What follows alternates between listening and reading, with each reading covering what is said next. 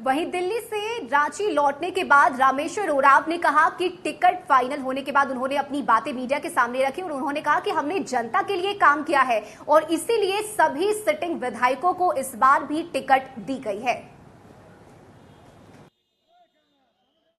विधायकों को टिकट मिला, कारण ये है कि 5 साल के कार्यों की समीक्षा की सभी विधायकों। अब पाया गया कि सभी एक क्षेत्र में काम किए हैं, क्षेत्र के विकास में भी काम किए हैं और फिर जितने भी सीटिंग थे सब पार्टी के कार्यक्रम में भाग लिए, पार्टी के लिए काम किए, पार्टी हित के लिए काम किए, इसलिए सभी सीटिंग को सीट दी गई है, टिकट दिया गया है।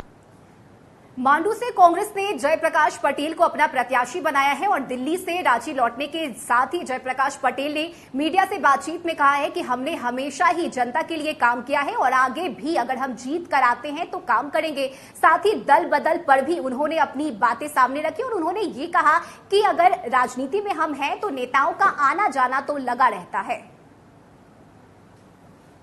मुझे लगता है जनता अपना आशीर्वाद देगी लगातार, लेकिन लोग जा रहे हैं, जेएमएम का दामन थाम रहे हैं। हर आदमी राजनीति में स्वतंत्र है, कोई कहीं जा रहा है उस पर मुझे कुछ नहीं करना। हम लोग छोटे लोग हैं, कहीं जाते हैं तो हम लोग को दल बदलू बोलता है। बड़ा लोग देखिएगा कभी आशु भाजपा एक हो जाएगा, कभी कोई कहाँ चल जाएगा, उन लोग कहता गठबंधन है। छोटे लोग को दल बदलू आप लोग संज्ञा देते हैं।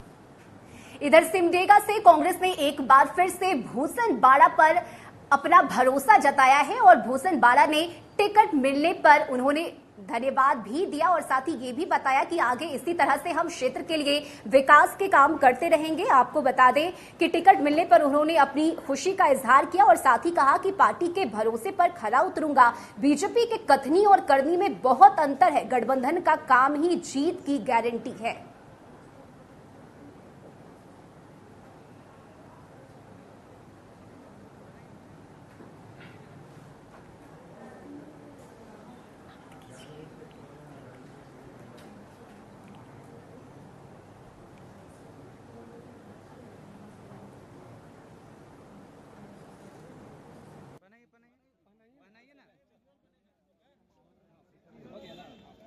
इधर 30 सीटों पर चुनाव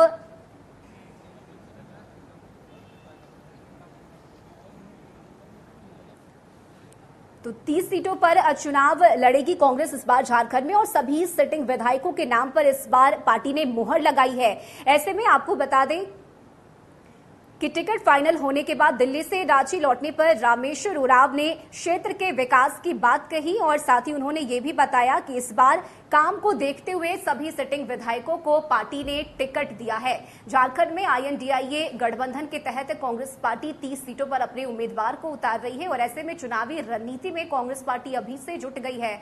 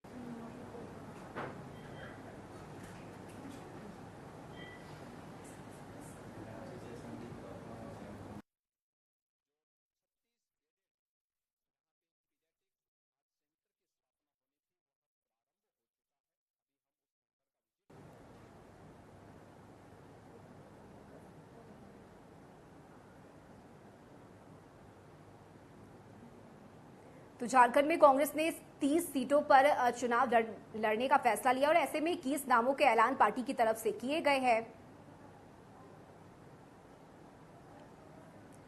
कांग्रेस के प्रदेश अध्यक्ष केशव महतो कमलेश और साथ ही विधायक दल के नेता रामेश्वर उरांव दिल्ली से रांची लौटते ही उन्होंने पार्टी नेताओं के बारे में तमाम जानकारी मीडिया को दी और फोन लाइन पर हमारे सहयोगी संदीप इस वक्त जुड़ गए हैं। संदीप, देखिए, इस बार जितने भी कांग्रेस की तरफ से नाम के ऐलान किए गए हैं। इस लिस्ट को अगर हम देखें तो सिटिंग विधायकों पर ही पार्टी ने भरोसा जताया है और एक बार फिर से उन्हीं नामों को चुनावी मैदान में उतारने की तैयारी कांग्रेस पार्टी की है। ऐसे में क्या पूरी जानकारी और किस रणनीति के तहत ये लिस्ट बनाई गई है?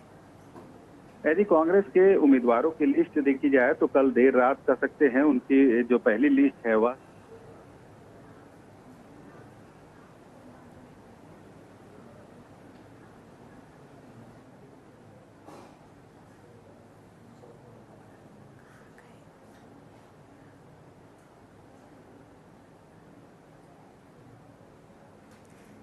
चलिए, बहुत शुक्रिया संदीप आपका तमाम जानकारी के लिए।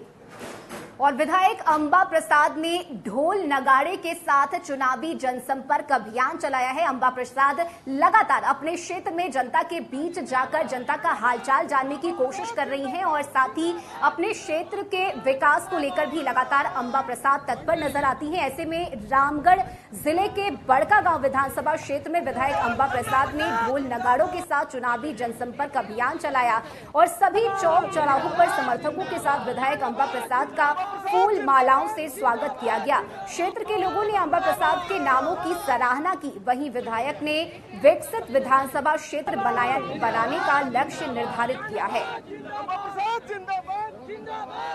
तो बहुत एक परिवार की तरह जनता ने मुझे अपनी बेटी की तरह अपनाए हैं और आज हम हर किसी के घर की बेटी बन गए हैं, हर किसी से जुड़ गए हैं। हर मोहल्ला, हर गांव, हर गली, हर पंचायत से हम मतलब समझिए कि पूरा बड़कागांव विधानसभा मेरा घर और यहाँ के लोग मेरे परिवार हैं।